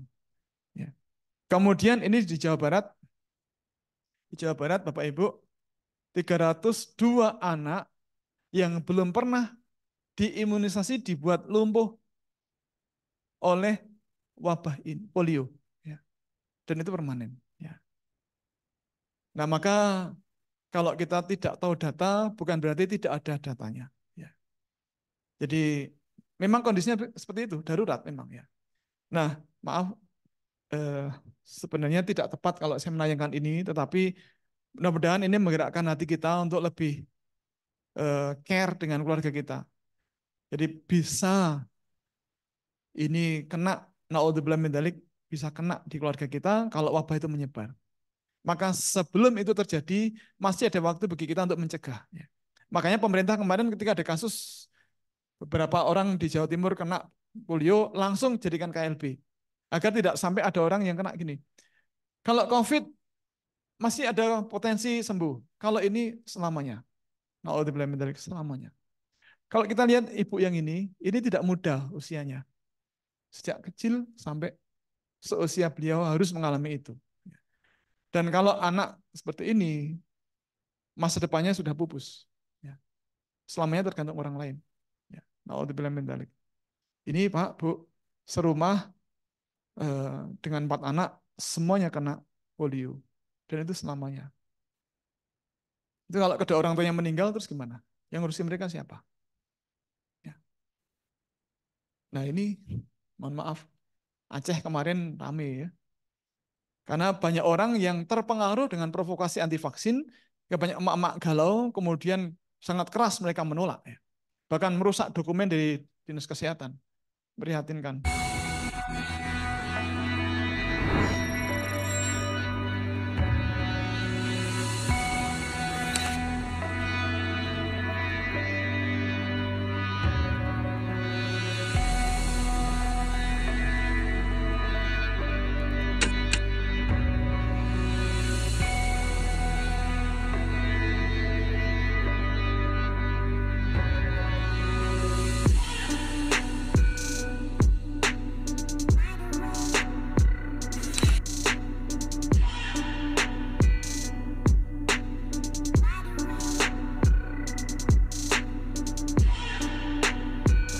Jadi kalau kalau pakai contoh vaksinasi COVID juga sebenarnya salah satu daerah yang paling rendah itu di Aceh sih. Kalau kita lihat capaiannya, kalau di wilayah barat ya. Kalau timur kan memang yang paling rendah, Papua, Papua Barat dan Maluku. Cuma kalau di wilayah barat tuh memang Aceh salah satu yang cakupannya masih dibanding yang lain ya. Di sisi lain memang dari sisi keterbatasan layanan imunisasi selama pandemi itu juga menurunkan banyak cakupan Bapak Ibu, layanan kalau sosial kesehatan terutama juga. di Jawa misalnya dan berbagai kota besar itu orang rebutan dengan vaksin COVID kemarin. Bapak Ibu rebutan nggak kemarin? Rebutan ya, sampai antri panjang. Tetapi ada saudara dari Dumai, Dumai di mana Dumai? Bukan Dunia Maya bukan ya, di Pekanbaru, Provinsi Riau. Dia mengatakan bahwa di Dumai itu sampai ada door prize. Siapa yang mau vaksin ada door prize umroh. Sampai segitunya tawarannya. Lah kan kalau kita di situ kan langsung wah, aku melu. Gara-gara penolakan yang luar biasa begitu ya. Nah, kemudian Bapak Ibu, apakah betul madu dan nabatus sauda itu menjadi pilihan yang paling efektif? Buktinya anak-anak ustadz saya siap dan gembira, padahal mereka tidak divaksin. Maaf Bapak Ibu, sekali lagi tidak ada bukti ilmiah bahwa madu dan nabatus sauda itu bisa mencegah berbagai macam penyakit secara spesifik. Ya. Kalau itu ya, maka pasti ini akan dikembangbiakkan. Jadi madu akan dimasalkan begitu dan nabatus sauda juga begitu. Bahkan barangkali barangkali barangkali peternakan sapi, kambing, kerbau domba diganti dengan peternakan lebah misalnya. Kemudian padi diganti dengan nabatus sauda. Kenyataannya bagaimana? Ya tidak ya. Nah, maka Bapak Ibu tidak benar kalau kemudian madu dan nabatus sauda itu yang paling efektif, tidak benar. Kemudian Ustadz saya anak-anaknya nggak divaksin, mereka sehat-sehat saja. Nah, maaf kalau kita belajar tentang herd immunity atau kekebalan komunal tadi, maka kejadian sebenarnya adalah anak-anak di situ sudah banyak yang divaksin, maka kekebalannya bagus. Jadi cakupan vaksinasinya sudah sangat tinggi, maka ketika ada anak-anak yang tidak divaksin, maka akan terlindungi oleh anak-anak yang sudah divaksin. Karena ketika kuman itu menyerang, mental, mental lagi, maka anak-anak yang tidak divaksin itu akan terlindungi. Maka mestinya sang ustadz mengucapkan terima kasih kepada orang tua tetangga-tetangganya yang sudah memvaksin anak-anaknya. Bukan kemudian merasa bangga, merasa jadi hero, tidak begitu. Nah, kemudian Bapak Ibu, apakah betul teknik adalah vaksinasi alami yang diajarkan Rasulullah? Maka tidak perlu vaksin dengan vaksin Dajjal. Ini bahasa yang lebay. Apakah betul teknik ini metode vaksin yang paling baik? Maaf, teknik itu apa tuh? Teknik itu apa? Teknik adalah mengunyah kurma terbaik, kemudian setelah lembut dioleskan pada langit-langit atas, langit-langit bawah, langit-langit atas rongga mulut bayi yang baru lahir. Tujuannya apa? Bu, kurma itu manis nggak? Manis. Maka ketika si bayi nanti setelah dioleskan kan dia risih kan, terus ngecap, kok manis? Dia mengecap itu mensimulasi produksi enzim untuk mencerna karbohidrat, termasuk amilum. Jadi teknik itu adalah metode untuk stimulasi produksi enzim, bukan stimulasi untuk meningkatkan kekebalan antibodi. Kemudian Bapak Ibu, ini ya, jadi mohon maaf, jangan meyakini hoax sekuat memegang keyakinan iman. Jadi kalau sudah sampai ke kita informasi bahwa vaksin itu aman, baik, tidak berbahaya, ya sudah. Jangan kemudian kekeh mengatakan pokoknya tetap berbahaya. Kenapa berbahaya? Dari beritahu tetap ngeyelnya. Jadi jangan mudah percaya dengan berita-berita liar yang banyak berseliweran di medsos ya. Dan hati-hati jangan sampai anak-anak jadi korban keangkuhan. Ini maaf saya pakai bahasa ini nggak enak ya. Bahasanya kayaknya nggak enak, tapi ya harus begitu ya. Jangan sampai anak-anak jadi korban keangkuhan orang tuanya yang tidak pernah mau belajar. Ya. Padahal kesempatan belajar itu bisa. Ya. Belum-belum sudah antipati. Termasuk begini, beberapa kali saya diminta dari Dinas Kesehatan untuk memberikan materi tentang vaksin ke wali murid sekolah anak-anak. Sekolah-sekolah di DI Jawa Tengah. Tetapi ketika undangannya adalah penyuluhan vaksinasi, itu banyak orang tua nggak mau datang. Jadi sudah mendengar kata vaksin udah langsung antipati dulu. Wah, paling yang mengangkat dikon. Jadi belajarnya nggak mau. Bagaimana caranya bisa dapat literasi? Bagaimana caranya bisa dapat info yang benar kalau datang aja nggak mau? Ini kan aneh ya. Ini sedih. Jangan ada lagi korban polio, Bu. Jangan, Bu. Jangan. Kasihan. Sandi Satrio, seorang pria berusia 28 tahun, warga kampung Cisasak, desa dan kecamatan Ciracap, Kabupaten Sukabumi, Jawa Barat, yang sudah hampir 12 tahun hanya bisa terbaring di rumahnya. Kondisi pertumbuhan fisik Sandi tidak pernah berkembang dalam kurun 12 tahun ini. Malah, kini badannya terus mengecil hingga aktivitasnya terganggu. Setiap hari, kebutuhannya hanya bisa dibantu oleh orang tuanya. Dari mulai mandi, berganti pakaian, hingga makan, hanya ibunya lah yang selalu menemani Sandi. Sesekali Sandi pun memaksakan diri untuk bisa berusaha berjalan ke toilet dengan cara jalan jongkok. Namun ia kerap merasa kesakitan jika dipaksakan terlalu lama untuk jalan jongkok tersebut. Sudah. Pokoknya Husnu harus bisa jalan. Kalau ini kasus Rubella. Husnu harus bisa melihat. Anaknya cantik. Cantik anaknya.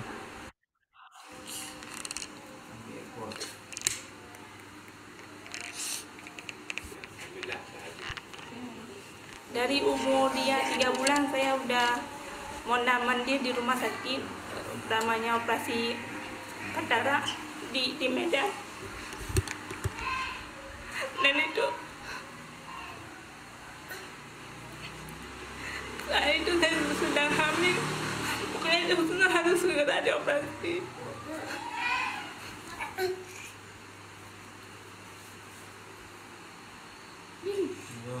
Kakinya dipegangnya supaya bisa berdiri. Gangguan pendengaran, jantung tidak kuat, Saya bolak-balik dari biru mengirim ke darah Banda sampai ke Aceh, ujung kaki, tidak ada tenaga pada kaki. terapi sampai pekerjaan saya tinggalkan semua untuk demi Husnu. Saya harus berkorban.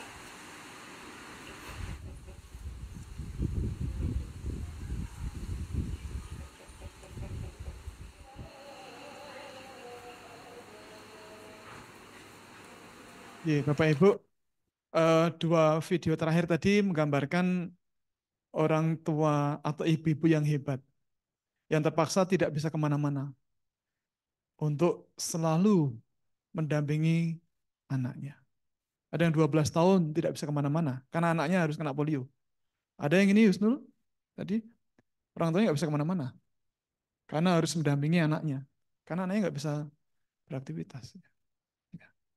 Dan itu harus selamanya. Padahal itu bisa dicegah dengan vaksinasi.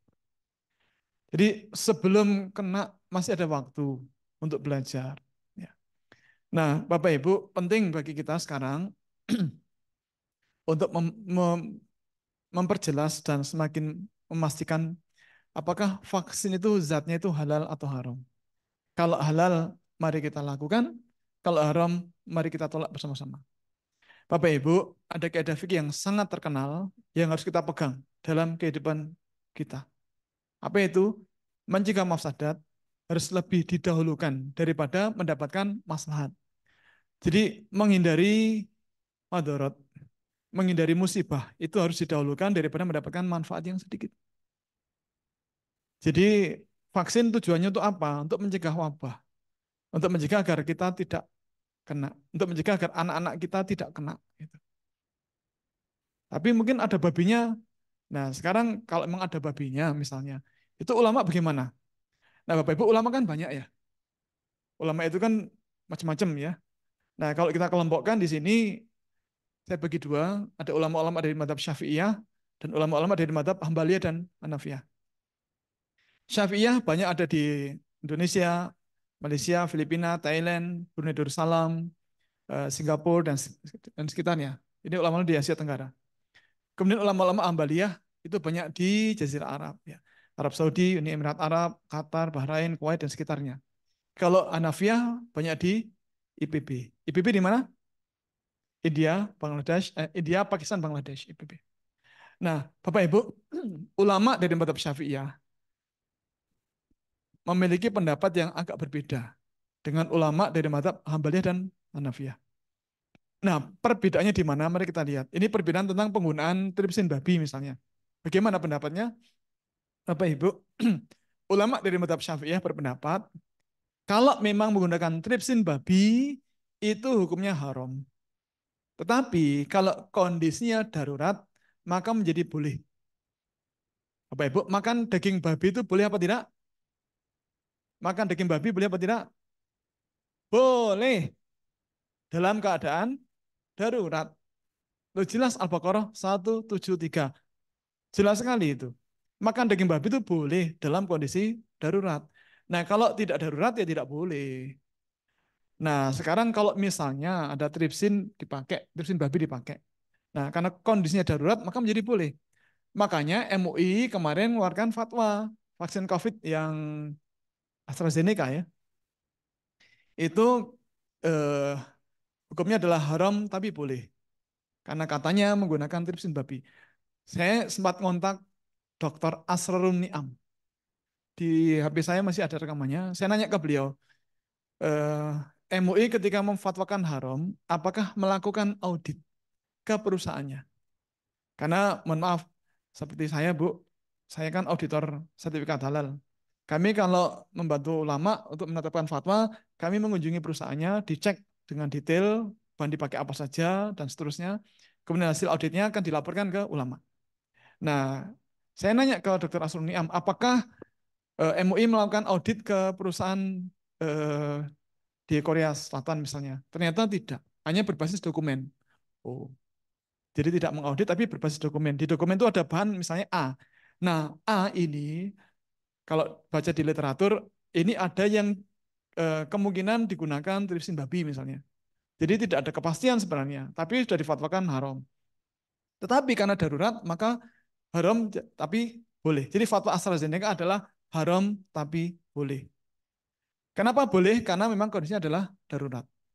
Karena kalau tidak segera dipakai nanti dikhawatirkan nanti akan muncul wabah yang sangat sulit dikendalikan. Karena kalau virus corona bermutasi menjadi virus yang sangat mudah menular dengan sangat mematikan, kombinasi antara Omikron dan Delta sangat berbahaya. Nah, jadi kalau ulama Syafi'iyah seperti MUI fatwakan hukumnya adalah haram tapi boleh. Beda dengan ulama dari mazhab Hambaliyah dan Hanafiyah. Nah, kalau ulama dari Syafi'iyah menggunakan kaidah fikih ad-darurah asy-syar'iyyah atau darurat secara syar'i, maka ulama-ulama dari mazhab Hambaliyah dan Hanafiyah menggunakan tiga kaidah fikih sekaligus. Satu, ad-darurah asy-syar'iyyah, dua, istihalah, tiga, istilah. Jadi ada tiga kaidah fikih sekaligus yang dipakai oleh para ulama dari mazhab Hambaliyah dan Hanafiyah untuk menyatakan bahwa penggunaan tripsin babi itu boleh, tidak ada masalah. Jadi kalau di Syafi'iyah tidak boleh kecuali darurat. Karena ada kaidah fikih ad-darurah asy-syar'iyyah, darurat secara syar'i. Nah, kalau ulama dari mazhab Hambaliyah atau Hanabilah dan ulama dari mazhab Hanafiyah boleh, tidak ada masalah dan menggunakan tiga kaidah fikih sekaligus. Pertama, ad-darurah asy-syar'iyyah, sama dengan Syafi'iyah. Yang kedua adalah istihalah. Yang ketiga adalah istihlak. Istihalah itu apa, Bu? Istilah itu apa? Ada yang tahu angkat tangan? Istihalah itu apa? Istilah itu apa? Lupa. Istihalah adalah berubahnya hukum karena perubahan sifat dari suatu benda. Yang namanya daging babi itu haram, jelas. Tapi kalau sudah dalam bentuk gelatin, lecitin, itu bisa menjadi tidak haram lagi. Menurut para ulama dari mazhab Ambaliyah. Apalagi emulsifiers, sudah sangat berbeda sifat dengan daging babi. Contoh lain apa ya? Babi haram, jelas. Daging babi haram, jelas. Nah, kalau misalnya ada perusahaan mengimpor babi dari Cina misalnya. Nah, kemudian jalan menggunakan kapal. Ada satu babi yang tidak sabar, terus dia lompat ke laut. Mati nggak kira-kira? Mati. Terus lama-lama tubuhnya hancur. Nah, kemudian air laut yang tercemar babi tadi kan harum dan najis. Terus air itu dibuat garam, itu kira-kira garamnya masih harum dan najis apa tidak? Tidak. Kenapa tidak? Karena telah telah berubah sifat. Bapak Ibu ada yang pernah dahar coklat kerikil? Pernah coklat kerikil? Oleh-oleh haji umroh. Warnanya apa? Warna-warni. Ada putih, hijau, biru, macam-macam. Itu buatan mana? Apakah buatan Arab Saudi? Tidak. Buatan Cina. Nah, kalau dari buatan Cina, kira-kira bahan pengemulsinya kira-kira turunan lemak babi. Kenapa boleh masuk Arab Saudi? Karena kaidah fikih istihalah ini. Karena namanya bahan pengemulsi sudah sangat berbeda dengan daging babi. Kalau istihlak itu apa? Istihlak itu apa? Istihlak adalah bercampurnya benda haram dan najis yang sangat sedikit dengan benda halal dan suci yang sangat banyak. Maka hilang sifat haram dan najisnya. Ulangi, istihlak itu adalah bercampurnya benda haram dan najis yang sangat sedikit dengan benda halal dan suci yang sangat banyak, maka hilang sifat haram dan najisnya. Contoh yang sering saya sampaikan, Bapak Ibu pernah berenang di kolam renang? Pernah? Pernah ya. Eh, Air kolam renang itu kan seger ya Bu ya. Nah, kemudian setelah kita berenang, kita lelah gitu ya, terus bersandar di kolam renang, di dinding kolam renang gitu. Santai-santai sambil ngobrol. Kita merasakan air di depan kita ini sejuk, dingin. Sambil badan kita bergoyang-goyang karena goyangan air ya. Nah, lalu pernahkah kita merasakan tiba-tiba air di depan pinggang kita berubah jadi hangat? Pernah? Ya, ngaku saja pernah. Ya, kita tidak perlu cerita ke orang-orang. Pengumuman, saya pipis. Nggak usah lah. Bapak Ibu, yang namanya urin itu najis dan haram. Tapi begitu dia bercampur dengan air yang sebanyak kolam renang, air yang halal dan suci, maka hilang sifat haram dan najis. Itu istilah. Nah, tripsin babi ditambahkan pada vaksin, campur dengan bahan yang lain yang lebih banyak, maka hilang sifat haram dan najisnya. Itulah istilah. Maka tidak mengherankan ulama-ulama di madhab Hambaliyah seperti ini, contohnya Syekh Abdullah bin Bayyah. Beliau ulama karismatik, pemimpin Darul Ifta. Darul Ifta itu lembaga fatwa dari Uni Emirat Arab. Ya. Beliau mengatakan bahwa vaksin itu tidak masuk dalam kriteria yang dilarang dalam ajaran Islam. Jadi meskipun mengandung gelatin babi karena situasi darurat, maka apalagi pandemi COVID misalnya, dan gelatin tidak dimasukkan dalam kategori makanan, ya, tapi obat. Gak ada masalah, kata beliau. Ada yang kenal ini? Syekh Saleh Al Fauzan. Ya. Beliau ini ulamanya teman-teman Salafi. Nah, beliau sudah divaksin COVID di bulan Februari 2021. Nah, kalau menurut beliau vaksin itu haram, maka pasti beliau tidak mau divaksin. Benar nggak? Kalau menurut beliau vaksin itu haram, maka pasti beliau tidak mau divaksin.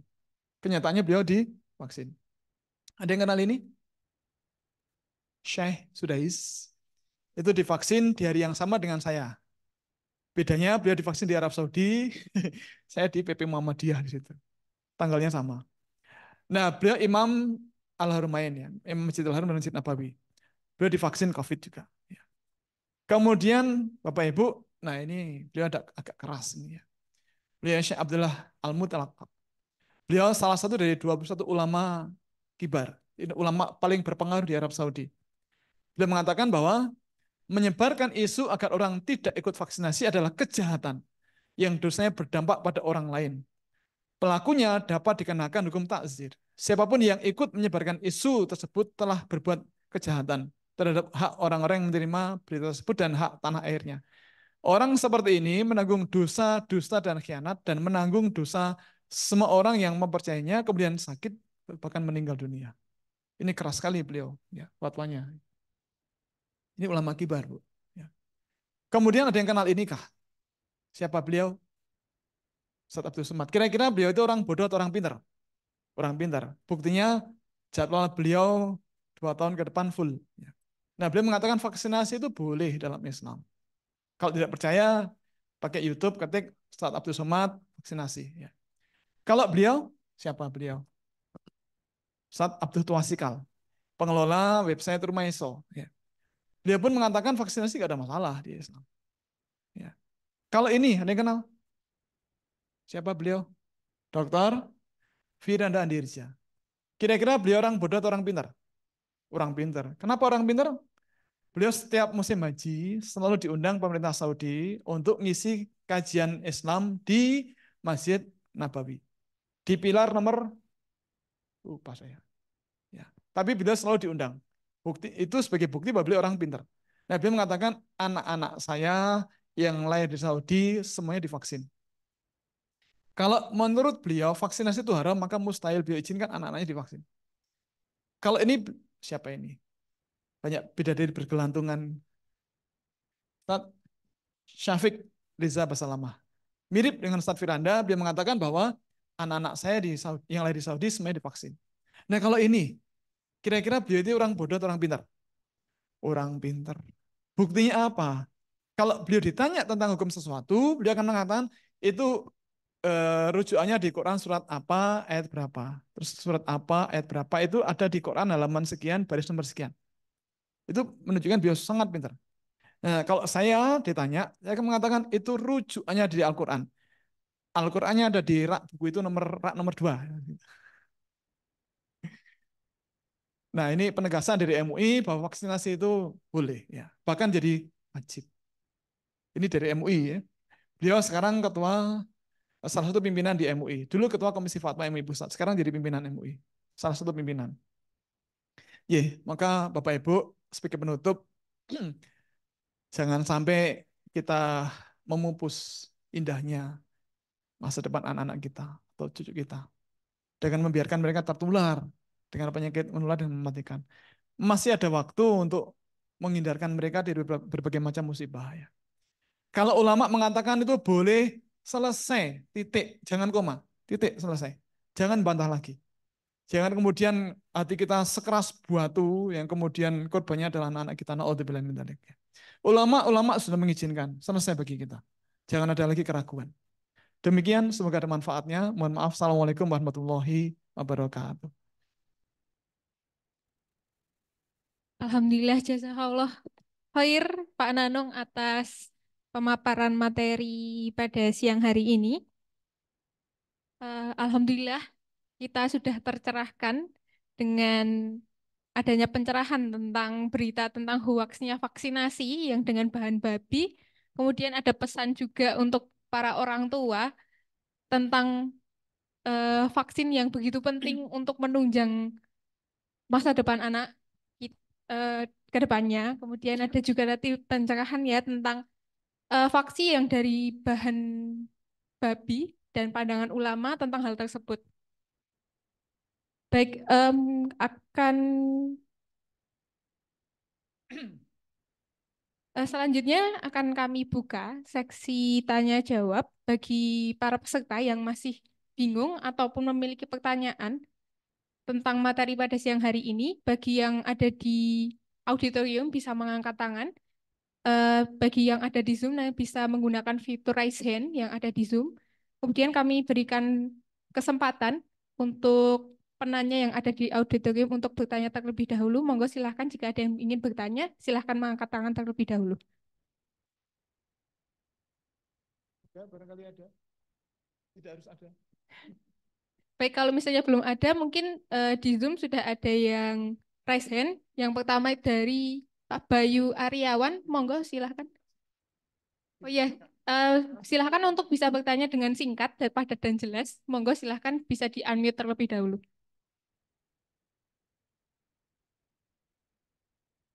Unmute dulu, Mbak. Baik, terima kasih atas kesempatannya. Assalamualaikum warahmatullahi wabarakatuh, Engineer Nanung. Saya Ahmad Bayu Aryawan, saat ini sudah alumni S2 Peternakan dari PPS Fakultas Peternakan Universitas Leo Kendari, Sulawesi Tenggara. Ini sebelumnya terima kasih banyak atas topik yang diberikan, Engineer. Halo, Mas, ya. Waktunya terbatas, langsung ke pertanyaan. Oke. Oh, iya. Ya. Ini terima kasih banyak ini karena ini acara sesuai dengan apa yang saya alami, bahwa ternyata ada beberapa masyarakat kita, terutama waktu saat Bayu kuliah di Kendari itu, mereka tidak menggunakan masker. Padahal Bayu tidak bisa menjustifikasi apakah dia anti vaksinasi atau bukan. Nah, maka dari itu sangat khawatir kalau misalnya mereka ini menggunakan cara lain-lain dengan tujuannya supaya bisa meningkat, supaya mereka ini tetap kebal dan tahan apapun, termasuk waktu masa pandemi. Jadi pertanyaannya, kita ini sedang menghadapi ketidakadilan. Mereka yang pakai masker sudah vaksin meninggal, sedangkan mereka yang nggak tahu apakah tidak vaksin atau tidak, tapi mereka tidak pakai masker itu masih tahan. Nah, ini yang kita singgung di situ. Apakah memang ini karena kesadarannya atau memang karena agamanya? Karena ini dua yang menjadi permasalahan bagi kita sekarang, Engineer. Kemudian yang terakhir, persoalan tentang vaksin setelah COVID ini. Karena peraturan pemerintah itu, bukan peraturan pemerintah, tetapi pemerintah sekarang ini menganjurkan agar kita menggunakan vaksin itu membayar, bukan lagi gratis seperti dulu. Karena ini COVID sudah berakhir, walaupun belum berakhir, tetapi sudah hilang dengan status darurat yang telah ditetapkan WHO. Jadi apakah strategi yang kita lakukan ini untuk dapat meningkatkan kesehatan kita secara efisien dan juga tidak memberatkan kondisi apapun walaupun vaksinnya sudah berbayar. Terima kasih banyak, Engineer, atas topik yang luar biasa ini. Oke, Sangat luar biasa, Pak. Ya, Bapak Ibu, ada informasi dari pemerintah bahwa COVID naik lagi. Nah, tentu kalau pemerintah memberikan informasi begitu, tentu bukan tidak ada sebab ya. Jadi ternyata memang kasus itu memang meningkat. Bahkan kemarin kami dapat data di Rumah Sakit Akademik UGM juga mulai ada kenaikan. Maka yang bisa kita lakukan berikhtiar, selain kemarin sudah vaksin pakai booster, mungkin booster sampai 2 kali ya. Jadi kita ada 3 kali vaksin, begitu. Kalau sudah, harapan kita kekebalan tubuh kita sudah bagus ya. Nah, kemudian di tempat-tempat yang kita tidak tahu, tempat-tempat kerumunan ya, misalnya di terminal bis atau di rumah sakit atau di kereta api, kita lebih aman menggunakan masker ya. Tidak menggunakan bagaimana ya, kalau menggunakan masker itu kita lebih terlindungi, kira-kira demikian. Ada lagi berikutnya, monggo. Di Zoom barangkali ada atau di chat room ya.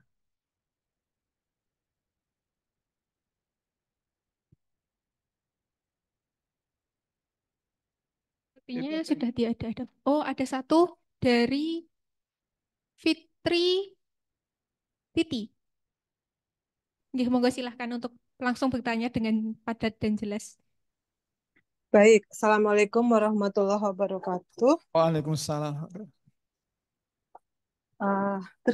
Kebetulan saya bekerja di wilayah yang banyak pro kontra vaksin ini, Pak Ustadz. Hanya yang banyak disampaikan oleh orang tua yang memilih untuk tidak melakukan vaksin itu memang ada faktor halal haram tadi, tetapi juga ada mereka memegang teguh pendapat bahwa perlindungan terbaik itu dari ASI dan dari makanan-makanan kayak mikronutrien yang didapat dari makanan-makanan yang alami begitu. Jadi ada kelompok-kelompok yang juga dengan sangat kuat menentang vaksin karena mereka ragu bahwa ini buatan manusia, sedangkan ASI dan makanan-makanan yang alami itu tadi buatan Gusti Allah. Ngaten Pak Nanung, mohon pencerahannya. Bu Fitri dari mana, Bu? Bu Fitri dari mana? Saya alumni psikologi UGM. Saya bekerja untuk sentra lakta di Jogja. Saya jamaahnya Ustadz Nanung di Masjid Al-Falah Minum Martani. Oke. Begini, Bu Fitri. Tentu ada sebab orang-orang berkeyakinan bahwa ASI itu cukup. Atau mengkonsumsi nutrien tertentu itu cukup ya. Nah, berarti orang-orang ini pernah mendapatkan informasi yang barangkali cukup intens begitu, yang menyebutkan bahwa ASI itu cukup untuk kekebalan tubuh kita. Tetapi Bapak Ibu, mohon maaf kalau kita buka literasi, ternyata ASI memang bisa meningkatkan kekebalan tubuh, tapi belum sampai ke level bisa melindungi.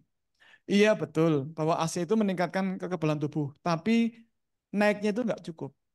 Jadi misalnya, ini misalnya, kalau kuman itu menyerang dengan kemampuan dari skala 100 ya, kuman menyerang dengan skala 60 misalnya. Nah, kalau kita menggunakan ASI, kekebalan kita naik, tapi sampai ke level 30 aja, atau 40. Padahal kuman di 60, tetap kena. Nah, kalau vaksin itu dinaikkan sampai di atas 60. Bahkan mungkin di atas 60, 70, 80 begitu ya. Nah, maka ketika kemudian info-info sudah kita berikan, kok kita sih ngeyel, ya sudah. Ya. Karena memang agak sulit orang-orang yang ngeyel itu memang agak sulit ya.